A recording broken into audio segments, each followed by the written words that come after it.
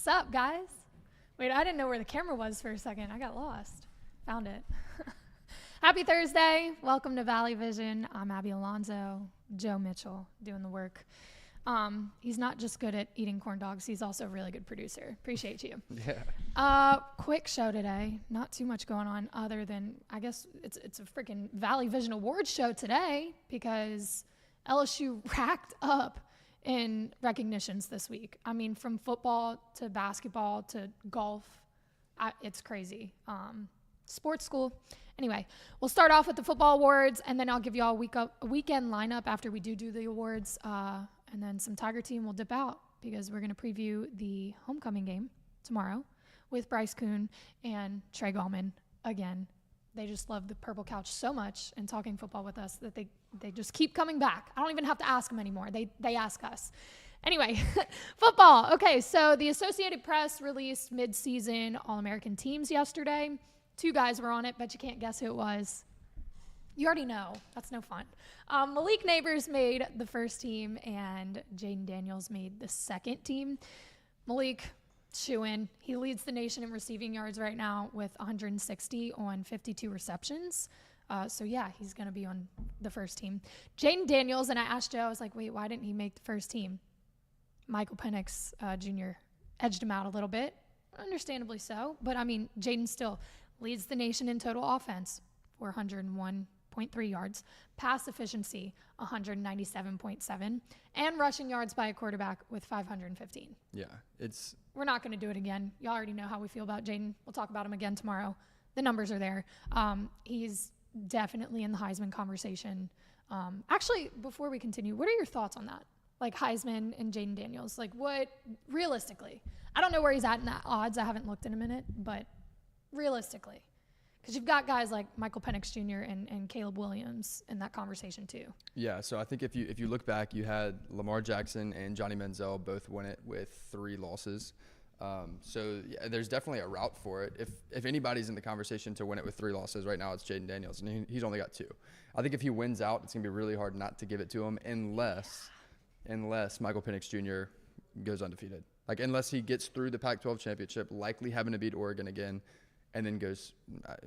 It wouldn't the Heisman Trophy, the Heisman Award ceremony is before the playoffs. So yeah, if he can get through the Pac-12 championship without a loss, then it's gonna be hard not to give it to him. But if he loses 1 or 2 games in that stretch, like I don't know how it doesn't go to Jayden. Very possible. I don't know the odds. Do you happen to know the standings right now? I think he's just back in the top 5. Okay.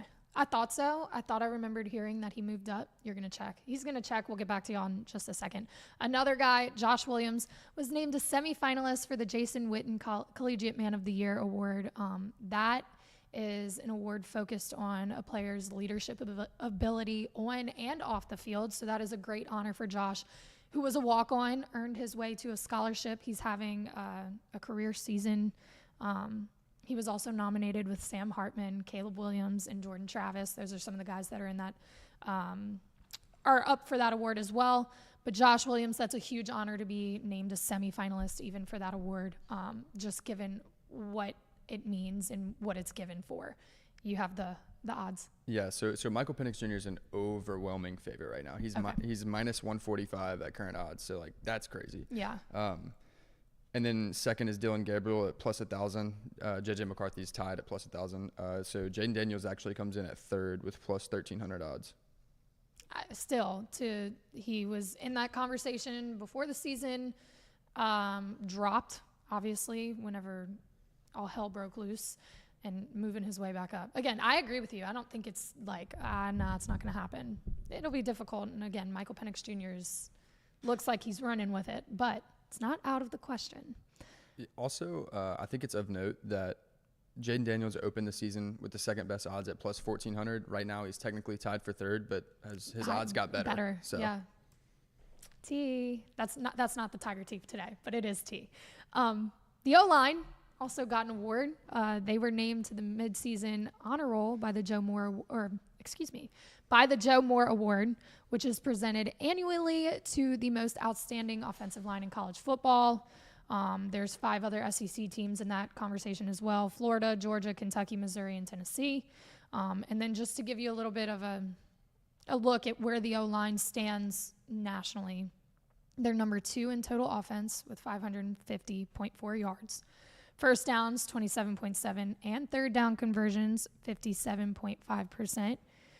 They're number 3 in scoring with 45.3, number 4 in pass efficiency, 188 rating, 7th in passing with 337.7, and 10th in rushing with 214.6. So they're doing a pretty good job. I know Will Campbell spoke to the media on Tuesday, talked about how young the O-line is and how, you watched Emory Jones go down this week. I don't think he's going to play this weekend, but how they were able to step up and continue to do their jobs. And they're a tight-knit group. Clearly they're doing their jobs. You look at the numbers, you look at Jayden's numbers, Malik's numbers. Don't forget about the O-line because they play a big part in how the skill position players do as well. You can't do anything without your O-line, your front seven. So shout out to them as well for making that honor roll. And then we'll switch sports because other sports got awards too. Aneesah Morrow was named to the Cheryl Miller Award preseason watch list. So again, you know how they come out with the preseason watch lists. For football, they do the same thing for every other sport. This award recognizes the best small forward in the country. She's recorded 53 double-doubles in 66 games. And she was joined by Angel Reese as one of the only 2 players to rank inside the top 10 nationally in both scoring and rebounding. So you're going to hear her name a lot more, I think. You know who she is, but just the same way that Angel has got, well, maybe not the same way that Angel has got the media publicity because of all the NIL deals and the music videos and the Vogue shoots, but she is a vital part of this team, and she is on that watch list for being the best small forward in the country. Men's golfer Jay Mendell earned his 2nd SEC Freshman of the Week award this season. So Jayden's got 3 SEC. Hi, Lila. There's a dog by my feet. I'm so sorry. Jayden Daniels has 3 SEC Offensive Players of the Week awards. Jay Mendell is now earning his 2nd of his season. He just finished with his career highest score for golf. And then same thing. You got another athlete coming in with a 2nd SEC award. Back-to-back weeks, actually. Women's diver Montserrat Gutierrez Lavenant was named SEC Female Diver of the Week again for the 2nd week in a row. She finished first in both springboard events against Arkansas last week. They did lose that meet, but she did really well. A freaking award show. That's literally all the content that I have today other than Tiger Tea. Everything school. Sports school. Yeah. You know how they say, oh, we're a basketball school, oh, we're a football. No, sports school. Argue with me. You can't. Anyway, I'll give you a weekend lineup, tell you what's going on, where you can catch some LSU sports. Baseball has a scrimmage today at 3:30. Soccer is playing Arkansas. They're ranked 10th nationally at 6 tonight. We've talked about this, the way that the crowd kind of has an emphasis or an impact. That's the word. An impact on how the girls play. Coach Hudson talked about it. Y'all showed up last time. They could really use some support. They're coming off a loss. They need to get back right. So if you have nothing to do today, it's Thursday. The weather's wonderful. At 6 p.m., go check out the soccer team. Tomorrow, softball starts. They have an exhibition game at Tiger Park at 5 p.m. They'll be playing Colin Community College. We've been talking a lot about baseball. Softball is right there. They're good. They're fun to watch. Go check them out. Baseball has another scrimmage at 3:30 tomorrow. Saturday, beach volleyball is in NOLA at Coconut Beach. This is their 2nd tournament competition of the fall season.